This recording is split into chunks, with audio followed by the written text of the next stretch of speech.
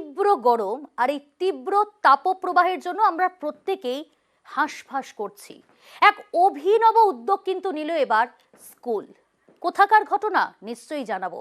গরমে পড়ুয়াদের জন্য স্কুলে কৃত্রিম বৃষ্টি। দীঘা রামনগরের সোনপুর আনন্দ নিকেতন নার্সারি স্কুলে তীব্র তাপদাহের হাত থেকে বাঁচতেই ছাত্রছাত্রীদের কিছুটা স্বস্তির পরিবেশ।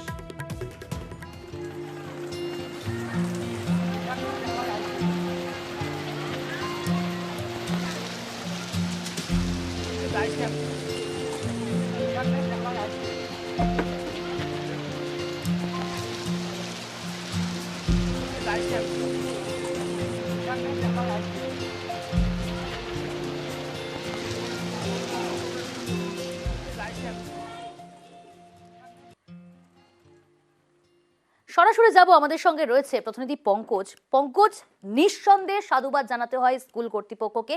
স্কুল কর্তৃপক্ষের পড়ুয়াদের জন্য, ছাত্রছাত্রীদের জন্য এ তো একেবারে অভিনব উদ্যোগ।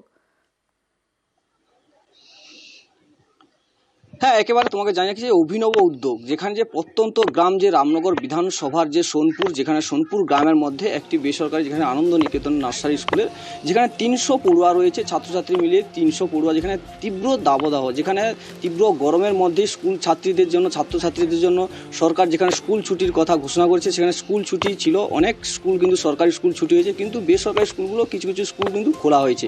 সেক্ষেত্রে যে ছাত্রছাত্রীরা আসবে স্কুলের মধ্যে, গরম যে এই গরমের মধ্যে কিন্তু অভিভাবকরা কিন্তু পাঠাতেও মানা করছে। সেক্ষেত্রে স্কুলের যে প্রধান শিক্ষক, যেখানে স্কুলের শিক্ষক মণ্ডলী সহ প্রধান শিক্ষকরা কিন্তু তারা অভিনব উদ্যোগ নিয়েছে, যেখানে স্কুলের ছাদের মধ্যেই যেখানে শাওয়ার বসিয়ে যেখানে ঠান্ডা করেছে গোটা স্কুল পরিবেশটা, যেখানে স্কুলের মধ্যে কিন্তু ঠান্ডার পরিবেশ, তারা কৃত্রিমভাবে বৃষ্টির পরিবেশ সৃষ্টি করছে।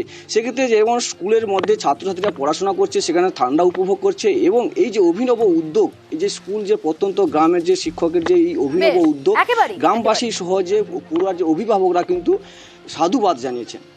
ধন্যবাদ পঙ্কজ।